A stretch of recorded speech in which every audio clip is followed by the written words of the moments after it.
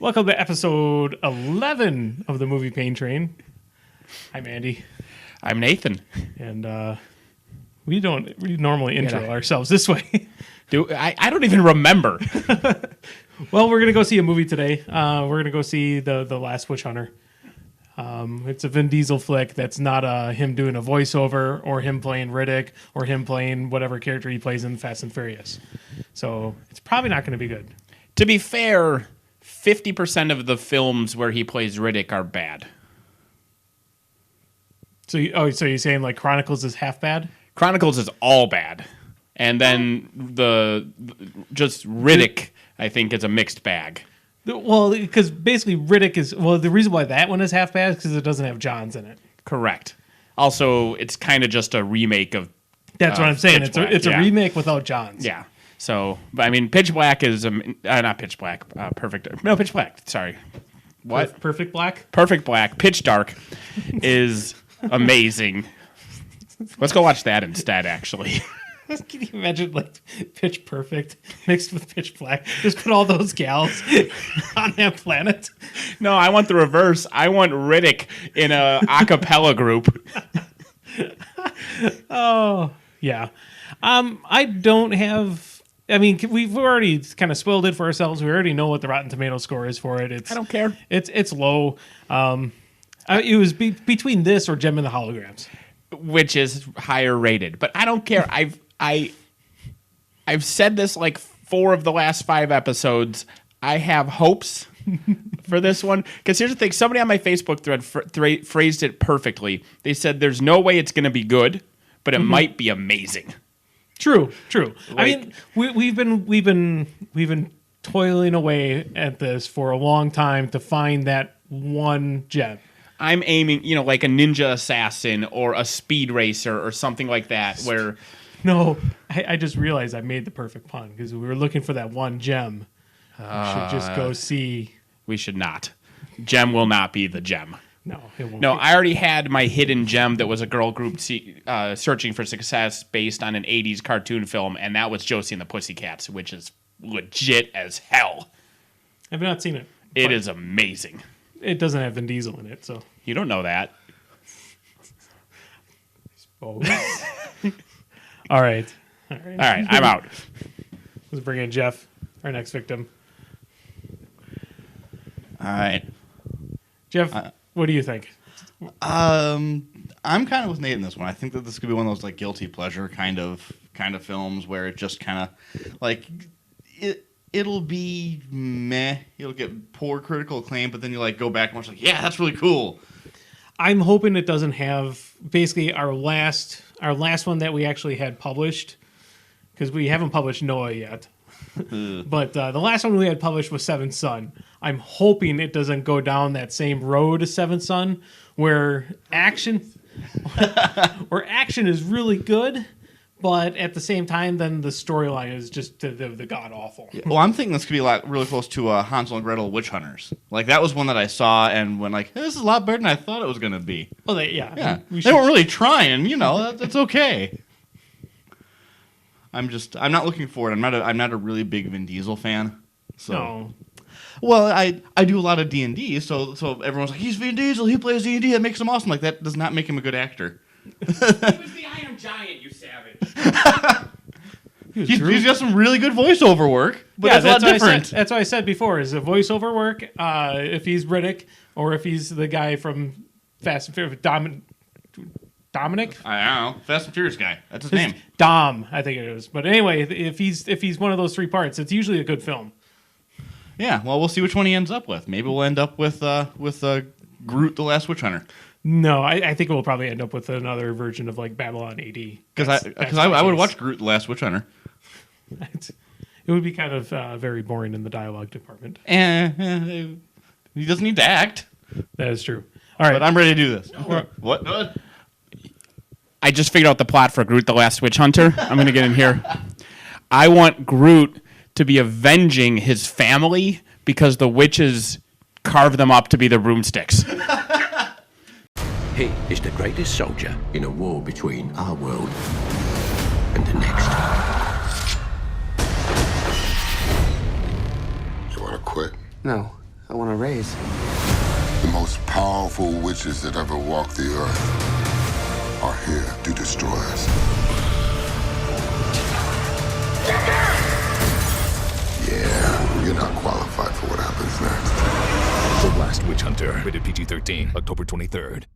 So we're back from our wonderful excursion to go see The Last Witch Hunter, starring Vin Diesel.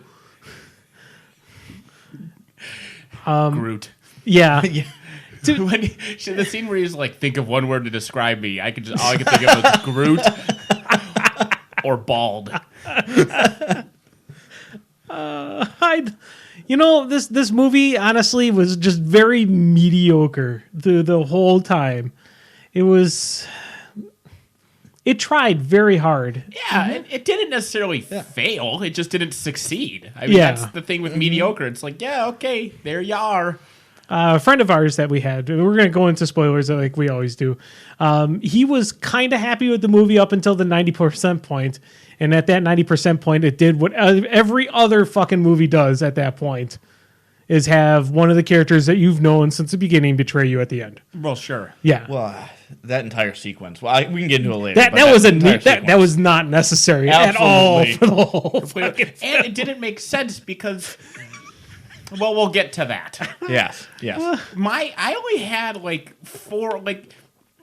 I was trying to remember things that were terrible so that I could talk about them when we got back here.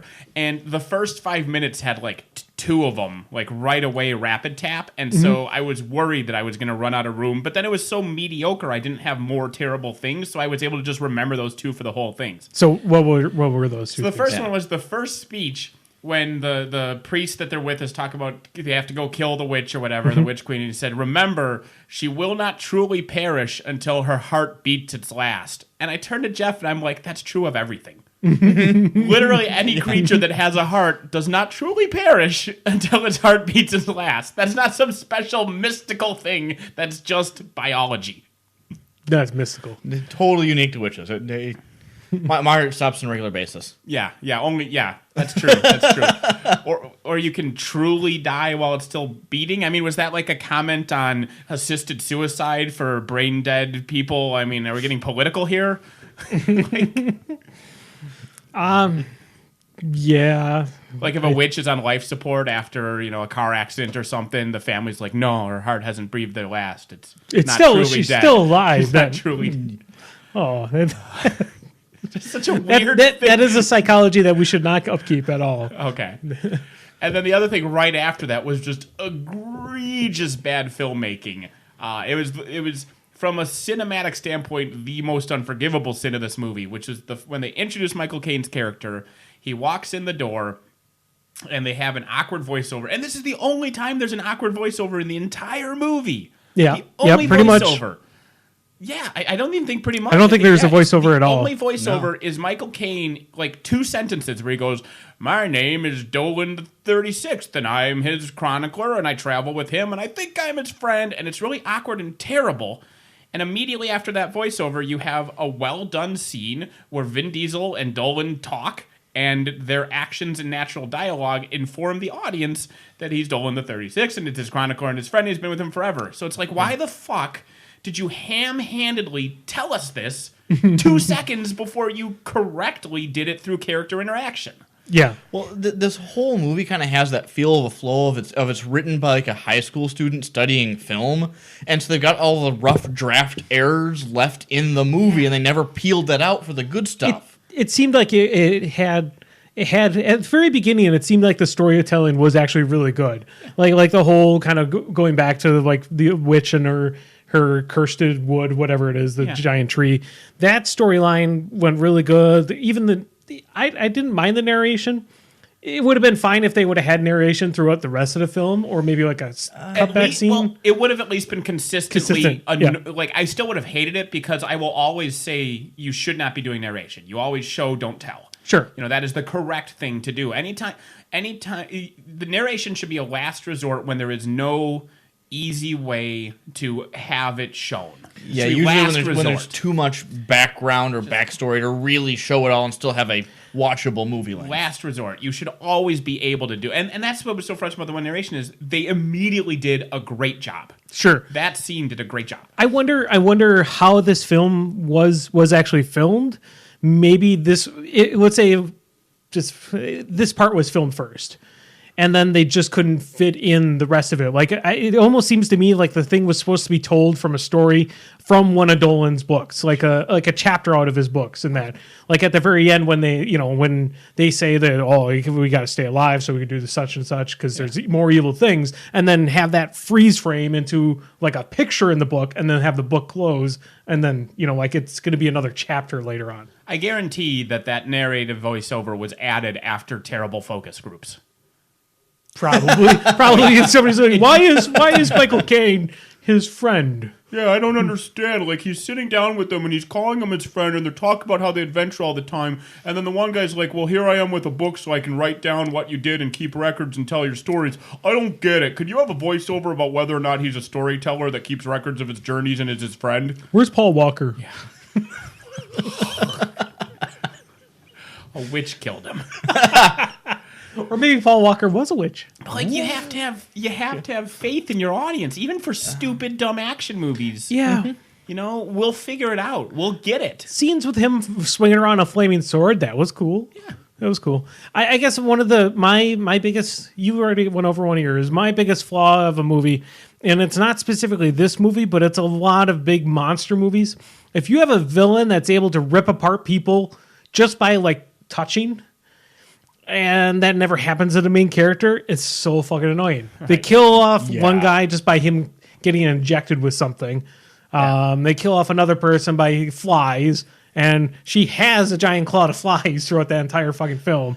But yet the main character is never affected by it. Yeah, that was something I was going to bring up too, is the protagonist has so much plot armor that like oh yeah, he's probably going to die, so I'm going to assume he is going to be dead, even though I could super murder him. Yeah. And his friend will get super murdered because it'll make it look cool and show how powerful I am. Yeah. And it's like he is literally immortal for the bulk of the film, and then the immortality is, wow, did I just stress that oddly? The immortality is stripped away from him, but he immediately has plot armor anyway. Yes, yes, exactly. Like she makes him unimmortal, and she makes him mortal, and then she like throws him, and there is a radio tower or whatever that for no reason has one very well welded piece of rebar sticking straight out like 20 feet up. Exactly. Yeah. It wasn't a ruined structure or anything. It was a new tower just with rebar sticking out. Yep. It's like, why? Who built that tower? And it's like, my signature is to put rebar on my towers. I think it was actually like a bolt. A bolt, because it looked like it still had the screws on it. It was definitely a bolt, but there's still no rebar. reason it should be protruding 8 inches off of the tower. Well, rebar is ribbed like that, so I just thought it was rebar. No, it looked like it was usually in concrete. Well, I know where rebar's supposed to be. But yeah, that was a steel girded tower. So oh, okay. Do those oftentimes have 3-foot long bolts sticking out in the middle of the panel where it's not bolted together? They do when it's important for the plot. So okay. Fine, that makes much more sense than rebar. It could have been a banana. It would have made just as much sense. I need to see that edit where there's just literally a banana just ripping through his shoulder like, oh God, Chiquito, why? My other complaint that noted to me and bugged the crap out of me was that they had a character that they called Belly Al, and it infuriated me because having played Diablo, his name's Belial. Although, to be fair, I like the name Belly Al. I see this image of this really husky dude with a big cut. It just seems like a regular at a gay bear bar. It's Belly Al! It was, how would I say it, is his character seemed like he was going to be more important throughout the film. He was very Darth Maul-y. Yeah, he could be really cool if he said or did something. Yeah. Well, they build him up and then he dies like a punk. Yep. Yeah, that was worthwhile. I enjoyed that at least. It's kind of like Thunder in Big Trouble in Little China. Just get a cinder block to the head. Yeah. No, that was lightning. Thunder. He just sees somebody and then explodes. Yes. Thunder temper tantrums himself to death. Yes. Forgot about that. Yeah. The movie just reeked mediocre. It was better than what the Rotten Tomatoes reviews gave it. Oh yeah. Yeah. It was much better than Well, that. it was the kind of movie that if I was 13, I could see myself really enjoying. I know better now, but at that point in time, like, yeah. Yeah, like if I'm scrolling Netflix and I saw this and it was like 2.5 stars and I gambled it and I watched it, I'd be like, all right, that was fine. You know, it was not a 16%er. Rotten Tomatoes is hating on it hard, I think, just because they're grumpy for some reason. Because they think it's another Babylon AD. It's probably. It's not that bad. No, it's not. Although, to be fair, because the thing with Rotten Tomatoes is their percentage is based on how many people gave it a positive review. And so, Yeah. if 84% of people, let's say it's supposed to be a 40%er, so 60% should be negative, and it's at 16 now, so that leaves 24% that we're disagreeing with. If those 24 people all went, it's meh, and that counts as negative, then that tanks it down. You know what I mean? Sure. Yeah. I mean, some of the character interaction was pretty horrible, though, too. Well, there were a lot of characters and ideas in that movie that just didn't really belong. Like, there was an entire segment where they go through... Like, I didn't really understand the segment where they go to visit the rich lady to get the dream enhancer or the... because that was the only other person that guy It knew. was, but they went through all this trouble of introducing these characters, and they suddenly turn and go like, yeah, we're going to be the ones who brought down the witch hunter. But they've established that the witch hunter is feared, but not really all bad amongst the witch community. There's a coven that support him. And so, like, this group's like, yeah, we're going to kill him, or it's going to be a problem. Well, there isn't a coven that support him. Well, no, there's that there's council, I guess. the yeah, but those are all humans. No, No, those are all witches. The ones underneath the church or wherever Yeah. they're at. Oh, were they that's, witches? That's all witches. Yeah, those are witches. They did look like an 80s band. That guy was right, though. Their hair. Well, that's the thing is, like, he doesn't hunt and kill witches. He just hunts and captures witches that, like, break the are law. evil. Yeah. Yeah. He's just a cop. Like, Yeah. he isn't some genocidal fascist. Like, it's just like, don't murder people, and Vin Diesel won't mess with you. It's not hard. It's possible maybe the first 700 years he was alive that's what he did. I guess so. Depends how recent this truce is. And that was the thing I really picked up in a lot of the films. Like, okay, I get this is how it is now, but you really need to establish this. There were a lot of rules that were just sprung up on people. Yeah. Like the whole Dreamwalker sequence. Like, oh, so she's conveniently got this power and doesn't need to make goddamn potions? Yeah. Thanks for bringing that up before you needed it. Well, she knew she had it, but she was afraid to use it. It would have been nice to see something that would have actually established that. Right. This movie is too mediocre to even have glaring plot holes. Like, that's the thing. It's not like, yeah, I guess check, right? I guess. The biggest glaring plot hole, but it is New York, is when Mama Witch spews upon the world giant billions upon billions of flies. And see, that entire sequence, I don't think really belongs there. Like, it's like the segment where he goes like, I get to kill you twice. Done. Roll credits. I didn't really need anything more than that. You know, like go to the epilogue. You didn't need to see the humans in danger and him saving the world. You didn't need the random betrayal. No. The fly cloud reminded me of the gas starting to go off 7 seconds before the countdown ends in Teenage Mutant Ninja Turtles. Like, you always have. Now the thing is they can't stop the bomb because it can't just be a bomb that explodes. It's always a gas or something like that so that it can start to escape so that the viewers can be like, oh no, they're not going to make it in time. Yeah. And then the flies all die in Blanket Central Park in a 2-foot deep pool of dead flies. How was that not a news story? And like the next scene that they cut to, which is like I think immediately afterwards, just like people just driving in the streets and that. I'm like, what? Why? Well, the rats ate the flies all right away. Oh, okay. Yeah.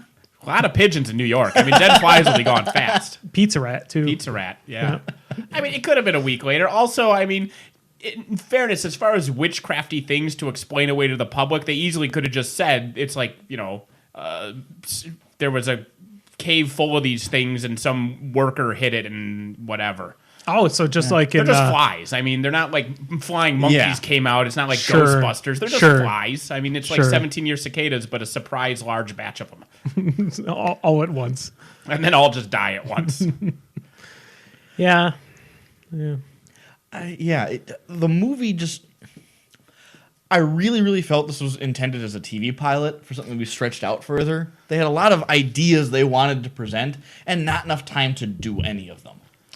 Like if they would have clipped out 3 or 4 concepts that they had for this movie, that probably could have actually, bolstered up the remaining parts and made it really solid. Yeah. To be honest with you, it did feel kind of like in an odd sense, like another episode of Blade. Sure. I just got done watching the Blade movies, and this really felt like that. Like I am the ultimate badass. I'm out there to take care of these things. Except for I didn't have much gadgets because I just kept them all in the closet. Right. But I should have used those gadgets all the time, and then it would probably made the movie better. I think it would if it would have actually surprised me that you mentioned is he never does anything with any of that gear. He's always unarmed. Yeah, I got a shotgun and a sword. I don't think he was supposed to use most of that gear. I was under the impression that vault in his house was where he put confiscated things. That's not that he normally then uses them. Maybe. Just the fact that he's got a whole toy closet and he just never goes plays with any of them. I could see this. I could see it actually work really well as a television series, though. But well, hell, the way they lined up in the sequel, like Mario Brothers style, wait, but there's more evil out there. Help us. Yeah. Yeah. Well, yeah. I don't think it's going to actually make another theatrical sequel. No, but if it gets a sequel and Dredd doesn't, I'll release Plague Flies. And then the betrayal, the friend betraying. The big thing I didn't get about that, number one, God, I wanted to see Wilfred walking around. Now whenever I see Elijah Wood, I can't not see a 6-foot guy in a dog costume standing next to him. I just can't not. Or what's his name from Goonies? In Lord of the Rings. I can't think of his name. Boromir? Not Boromir. Sam. Sam. But what's his Sam actual name? Sean Austin. Yeah. No. I want Sean Astin in the Wilfred costume. Yeah, that'd be good. He's underrated. I like Sean Astin. I do too. He was good in that one thing and the other thing too. The 2 things he was good in, but not worth remembering. He was good in. He was good in the Strain. What? No, not Sean. The other one. Who's the? Never mind. Who's Stifler? What's his name? Sean William Scott. Sean William Scott. That's a different Sean. It probably is. Nah. This is more interesting than Witch Hunter. This is putting different characters. Betrayal, I don't get is so when Frodo reveals that he's evil, which was coming from fucking way downtown. The second he showed up, I'm like, oh, he's evil. There's somehow he's evil. But he's going to not be in the movie for an hour. So I was just thinking, man, Frodo hasn't been in the movie for an hour, and then he was in it for 45 seconds. But he reveals that he's evil, and he has the girl prisoner so that the witch can use the girl to finish the spell. Yeah, the only reason the witch needs the girl to finish the spell is because the girl stopped the previous way that they were going to finish the spell. And the only reason the girl stopped the way that they were going to previously finish the spell was because Frodo didn't just punch her in the face. Yeah. Oh my God! When Groot left Frodo alone with Ygritte, why didn't he just shoot her in the head? And go, oops, spell goes off, world ended, ka-ching, ka-ching. He stands there, watches her succeed in stopping their plans, and then takes her prisoner so that they can... Yeah. Well, shoot her in the face. You have a gun. The only reason I could see that though is he was trying to prove himself to the queen so that he could get powers. So you have to watch me or it doesn't count. Yeah. You drag it in and go, bitch was going to stop your spell, but I shot her. Thumbs up. Why not do that? But even then, if she would have just completed the spell, it wouldn't nothing. The movie would have ended there. Yep. Yeah. Which is pretty good for Evil Man. That is an interesting plot point I did not see. Yeah. That entire end sequence just feels like so many different things they piled in there and didn't match. That betrayal moment doesn't need to be there because the second I thought, okay, there's another half an hour of this movie left. Yeah. And no, it was just to give it another 15 minutes. Yeah, just need a lightning rod. I did like how at least he was dealt with immediately for his transgressions. Yeah, worm tongue gone. Yeah, I mean that was interesting enough. We didn't have to have somebody actually, where Vin Diesel had to fight him in some kind of super powerful form. You know what I did like about the ending, though? And I'll give this its props, although maybe I shouldn't. The 'cause Men in maybe Black this style is- ending? maybe this You like is- that? Sure. No. That was just mediocre. I mean, just like everything else. It was just, okay, so this is the page from Filmmaking 101 that you're ripping out and shoving into your script. But I appreciated that they set up Dragonheart. They set up villain and hero have the same heart. Villain is gonna, hero is gonna have to sacrifice their life to kill the villain. So you see that coming, and then instead the hero's like, fuck it, I'll live forever, and so does the villain. Like, Except she's in a closet. well, sure. And why isn't her heart encased where was it that they were able to steal it? Was it just like in a shoebox, a safety deposit thing? Why wasn't it like encased in lead, encased in steel, encased in more lead, buried 1,000 yards beneath the Arctic Circle? Or thrown in the Mariana Trench. Yeah. Or what I suggested, what I thought, is put it in fucking orbit. Yeah. It's like, go visit Scotty. Shook, it's in space. I'm still kind of fond of the shoebox and shoved under somebody's bed theory. Just leaving there, it's a beating heart, scare kids. Like, No. that's what this is. Ooh. Maybe that's what the telltale heart is.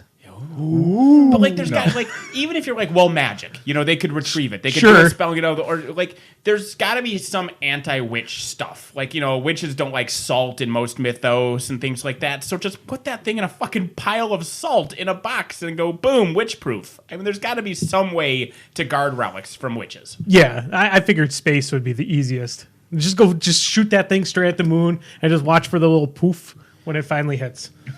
But the first thing they do in Hellboy is open a portal to space. So I'm just saying. I don't know. If I had a Shoebox relic under a bed is safer. or a floorboard, like I said, the telltale heart. Yes. That could be actually tied to it. You could tie that to the whole Maybe thing to Dolan it. the 14th wrote about the Telltale Heart because that was a witch hunter adventure. Yeah, I would appreciated seeing more stuff from the 800 years of him either running around just killing things. They could have montage? They could have shortened up this whole plot in the future to like a half hour. I don't know. I kind of liked Or the present day setting that they had. That was kind of nice. But yeah, they could trim out some of the chaff and then.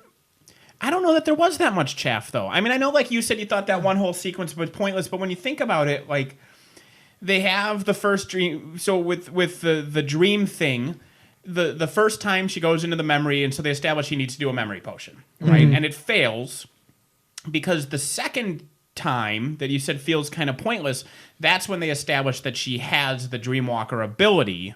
Right. So that then you can do the third sequence where she actually dreamwalks herself without the potion. Right. So you need that middle one to if you just have the first time and she goes, oh, that failed, but I can dreamwalk and there's no reason for me to mention this, like, then they're not establishing it. So it goes into that show don't tell I was arguing about. That second sequence is there so that they can show this ability instead of just randomly have her go BT dubs, walkie walk. Yeah. But with a little editing where like he takes the dream potion, stuff goes wrong, she jumps into the dream at that point in time, gives the little bit of backstory as to why she doesn't like to do it. We've chopped out 30 minutes of film we didn't need to So have. maybe like Big Al is a dreamwalker and she fights him in the dream or something. He's got the dark magic she's afraid to use, and she also has the dark magic. So like, okay, now we've established what we've got going on, and we didn't need to have this extra sequence where we've got the I don't know, the showgirl witches, whatever you want to call them. Yeah. Well, if it's, I don't know. It was just to have supermodels in their underwear. Yeah, and not even that much, But like I said, it at least wasn't pointless. Like you're right that they could have done what it did somehow else. You can always do something somehow else, but it wasn't a completely superfluous scene. I understand your point. I'll disagree. Okay. I didn't. I was just giggling. Oh, It was just more of, I don't know. It was. I figured the movie was more. It was well done schlock. Like there wasn't that many, as you kind of said, that there wasn't that many plot holes in the film. That were just glaringly bad plot holes. We could probably nitpick it and find some. They were plot holes, but they were kind of filled with caulk, so they didn't really stay a hole. It's like it was patchwork. I don't know. I mean, I don't think it was that. there wasn't much. Like, what do you think was really honestly like plot hole? Apart from, like I said, Frodo could have just shot her in the face. There's some spots where you can tell they worked in the gloss over. So like the Witch Hunter gets shot and he falls down when he's mortal again. Well, plot armor doesn't count. Right. Well, no, but he gets shot like 3 or 4 times, Yeah, right? plot And then armor. then the witch has some trouble and he magically gets his heal powers back to have this big awesome sword fight. No, he got his heal powers back after the sword fight. He just won the sword fight. So with 3 or 4 bullets in him, he gets up, does some sword twirlies, and hucks that weapon with enough force to drop a witch. That's basic Hollywood hero. That's adrenaline. That's basic John McClane adrenaline. That's not after he'd been lying in the dirt for 5 minutes. Yeah, Yeah, 50 that's basic John McClane adrenaline. If 50 Cent That does not excuse it. It doesn't excuse it, but that's not a unique plot hole. That's just how Hollywood films are. The hero, ever since Die Hard, the hero needs to be disemboweled and just get better 30 seconds later because they have a reserve of strength. Yeah, he's like Bulletooth Tony. Yeah. Yeah, so like that sequence really got under my skin really badly. Like That's what I expect from a hero movie. Any action film. I mean, he's lying on the ground. You expect him to be dead, but no, he has that glimmer. He has that adrenaline to bring himself back up to his feet, and it was all basically in slow motion. But then just throws his sword at her. And spin to do it. It's Yeah. very The acrobatic. pirouette. Yep. And like I would have been better if it would just been like a brute force, like I can work through the pain. But now he's flipping and doing Power Rangers moves to get that sword where it goes. Yeah, but like I said, that's not a unique plot hole. That's just basic Hollywood second win for the hero adrenaline bullshit. Still don't How like did it. Well, you don't have to like it. I don't like it ever, but it's in every action film. It's in every superhero film. I mean, Iron Man, anything has that moment where the hero's beaten, should be dead, and then 30 seconds later, they're like, oh no, Pepper's in trouble, and he's perfectly healthy. The odd part though is how did he actually get his immortality back? Because they established it when he first got the immortality. He got stabbed basically into the heart by her with her fist. But when he throws his sword at her, there actually is no connection between the two. There's that glow, the gold glow thing that you hits saw him. you saw him She doesn't glowing. physically touch him, is his Right. point Yeah. that second Yeah. time. It's basically like Spock and Kirk, in the transporter room, the warp core room. But there's that glass they can't touch. It's probably some fail-safe thing like that she has it automatically that if she almost dies. Like a spell, then that she'll basically do the same thing again. Yeah, you're right. I mean, there was no logical reason. Like she stated that she was taking it back. Like you're mortal and now I'm immortal, which had no reason to then say, well, except the next time I should die, it'll automatically undo my undoing and redo your immortality thing. Yeah, because I mean, even when she takes it back, she stabs him as well. Yep. Yeah, and then throws him onto some random rebar hanging off the side of see? him. It No, is it's not rebar. rebar, but it was a screw. All right, we're going to go watch it again and see what it is. Oh, you're not going to I'll call that bluff. Oh, fourth bad thing, the cover of Paint It Black in the credits. Yeah, that was the worst part of the film. I've seen the trailers. I've heard that, the kind of the twang in there for that, which it seemed okay. It seemed to be fitting, but then I heard the rest of that cover. It is the worst. It is the absolute It is worst. really, really bad cover. Oh, Terra bad. yeah. Oh, I'd watch it again, but it's one of those things I hope there's a director's cut or something like that where they can snip out half the stuff that we were able to point out. Seemed They like usually add stuff in director's cut. They Yeah. don't snip. it seemed like there was a hope. bunch of stuff missing at the end, though. It felt. No, again, it was just going to the points they had to hit. Everything in it was very workman. Establish something and then pay off the thing. Establish something, then pay off the thing. Establish the Sentinel. Here's the Sentinel. Establish this. Do that. Right, but like from the conversation we already had, it feels like there's a lot of backstory to everything they introduced in here that just never made it to the film. Right. It was kind of like, although in a way that might be better because the flip side to having the backstory that doesn't make it to the film is you have the things like space bureaucracy with bees and royalty and no bee stings. Fucking Wachowski brothers. Oh, you're talking about Olympus, not Olympus. Jupiter Arising. Jupiter, terrible movie. Oh. Jupiter Rising. Isn't that what it is? Jupiter Ascending? Jupiter Falling? Jupiter's Jupiter's ascending. doing some shit, and the movie's bad. Because instead of just saying, well, okay, here it is, and kind of hand-waving, say, there's backstory here, but seriously, we're on a budget. That movie's 17 hours long because they feel the need to have Exposition. everything exposed. Yeah. Yeah, that's the counterpoint. Anything done well will usually be worth the time, Yeah. but that's the catch. Yeah, like I'm much happier with that middle dream sequence of, like you said, well, they have age stuff for reasons. Well, okay, sure. I'm sure there's reasons, but we don't have time to go into that shit. I'm perfectly happy. No. The age thing was just like, okay, that's neat because that didn't take up a lot of time. Right. The part that bothered me is the whole, like, potion didn't fail. They spend 15 minutes to find the ingredients and the friend casualty, and then they spend another 15 minutes going into another dream sequence. Yeah. At which point in time, then she reveals her powers And they do another dream sequence. Right. Right. The fact that the movie is what, hour and 45 minutes long, and there's how many flashback sequences? Oh, They were the coolest parts of the movie. reminds me another thing. How many friends do you know that you have a personal ringtone of that person actually uses for their own ringtone? Yep, that was just an odd thing. Like The Yeah, crazy no, cat her friend- lady gal. Yeah. She, Is it his own ringtone? yes, she did. yeah, no, Yeah. it was because her phone was lying next to her body. That was the Good Witch's phone. She set it down there, and then when they're looking at the body, it starts to ring. That was Rose Leslie's phone I didn't see ringing. her set down the phone. I didn't see- Not only did she set it down, they showed her set it down, but then when it rang, it had the Pussycat Girl's name on there. It said incoming call from Miranda or whatever. I guess that was that's Rose the- Leslie's phone. The bad guy had the phone and was calling them and going, Okay. All right, that's what because I didn't see her set it down because Yeah, me neither. she wasn't anywhere near the body at the time. Yeah. Right, yeah. No, So they, once again, something probably left on the cutting room floor. yeah. okay. I remember seeing her set it down because she set it down to then go pick up the plants. But that was not farther. Then in the next room to root through because she was rooting through plants and stuff when Vin Diesel walked past her and she set the phone down. It was her phone. I'm 100% certain it was her phone. All right, So I think the problem here is the establishing shot didn't establish Yeah. the positioning very well. 2/3 of the people that missed that establishing shot. You guys needed a Michael Caine voiceover. No. Telling And us- here she is setting down the phone. Yes. He's Morgan Freeman in my head. Various old people in Batman films. But you see, here's the thing, though. With that exact same circumstance, she set down the phone so they could have the image and have Vin Diesel ogling her messages and stuff like that. Like, that part I remember. Yeah. But, like, once again, did she need to have her phone set down? I would have been just as okay if it was sitting in her pocket. Like, my phone is ringing! Yes. Which I shout every time my phone rings. Well, No, I support it. I would have loved it if she had just done that. My phone is ringing. aside from how unreal that would be, just like the reach in her pocket, like, yeah, you remember the ringtone? It's her! Hooray! Just you that- Mediocre. Yeah. I said I'd... Was there more things that were actively bad though, or actively good? Let's name things that Yeah. aren't mediocre. I really enjoyed the flaming sword fight scenes.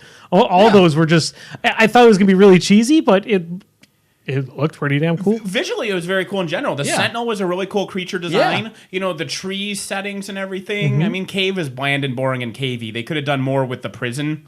Instead of just having it be like a train tunnel with rubble on the ground. But I think that was made to be like that, as if any mortals went down there, That's fine, that they but- wouldn't actually see what's going But on. they did a lot of like witch magic dispelling. Like if they would actually had the whole fight sequence with the walls lit up with the bodies floating in there the entire time, that would have been really cool. That would have been kind of cool. Yeah, that was the only like all they like the tree they fight in and the Sentinel and her magic and stuff like everything. The dream sequences, the flashbacks, and then her flash forward to Earth reclaimed. I like that, too. It's all really visually well done. In fact, I think the director did a decent job of all that stuff. I don't know what else this guy has done. I don't know. I don't have my phone. I near saw me, the but last name Eisner. I don't know if there's any relation. I definitely liked. What I really liked about the flash forward is it reminded me of the game. It's Journey to the West. Yeah. Is it Journey to the West? No, Or it's based on Journey in the West. It's called It's just Journey, I think. no, Or not Journey. no, the one he's talking about that Enslaved. that's in the future. Enslaved. Yes. Yeah.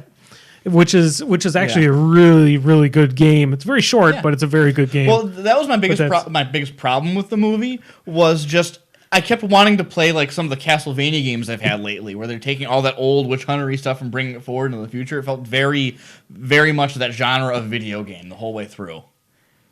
I have an enslaved anecdote, Okay. which is when I was rooming with Andy, Andy was like, you should play this game. I really like this game. And I'm like, okay, I'll play this game. And I was playing it on Andy's Xbox. And Andy's like, yeah, the game's really hard, too. It's really hard. So I put it on super hard mode. And I'm playing, and I am wiping the floor with everything. Like, the first boss fight, I killed a guy in, like, 14 seconds. Like, the game's the easiest thing I've ever played in my life. And I'm thinking, Andy is the worst, because this game is ridiculously easy. And then, like, an hour into it, we catch on to the fact that since Andy had played the living bejesus out of the game, he had unlocked all the character upgrades and everything. And a prize of the game is when you do that, when you start a new game, you get to play through as a living god, basically. So I'm just like in superhero mode. I'm just Superman annihilating these people. I'm like, it took me like 2 hours to get past these fucking robots around this corridor. It's like, it's like, son of a bitch. Yeah, it was all skill. It was all me. It wasn't the fact that I was in save game plus mode where I was a living god. That game is really good. So is that our takeaway? Play Enslaved. That's a good takeaway. Yeah. It is. It is. I mean, like if you really like the visuals of that futuristic world that was in Last Witch Hunter, you need to play Enslaved because that game is great. This film, my end of it, and what I started with, like when we think about the dual Hercules films we watched.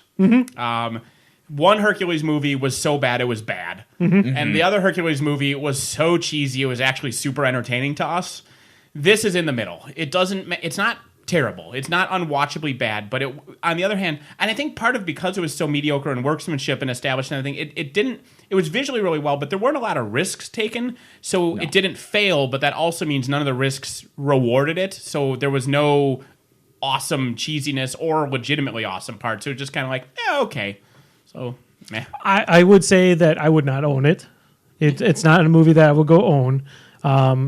I guess if it was on HBO and I was flipping through the channels, I would watch it. I would stay on it while painting or something. Yes, like, it would be a decent great background. noise. Yeah, because you can look up during the cool parts. Yeah, It's not a movie I would recommend to go see unless you're going to go see it in the cheap seats.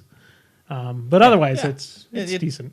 Yeah, if you just need an afternoon to kill or something like that, it's actually worth a watch. Yeah, I don't regret having seen it. You know, my wife is going to see it with her eldest daughter tonight, and I'm not going to go home and warn them. You know, like, don't you fools, stay away. I'm like, yeah, whatever, it's okay. Thank God we didn't do the marathon with Gem and the Holograms. No. I don't know, Gem and Holograms is rated higher. Maybe it's amazing. I think that might be once again a skewed voting pool there. Yeah. You know, the entirety of what's on Rotten Tomatoes are like 12-year-old girls who are like, yeah, finally. And then like their 45-year-old mothers going like, I remember all of this. Seriously, though, Josie and the Pussycats is really good. I will make a point to try and find it and watch it. There's a boy band in it, and the boy band is named De Jour. Isn't that brilliant? Isn't that fucking brilliant? All right, if the rest of the writing of that movie is actually that clever, yes. Okay. Yeah, it's actually super cerebral clever. If we don't stop recording, I'm just going to rant about how great Josie and the Pussycats is for an hour.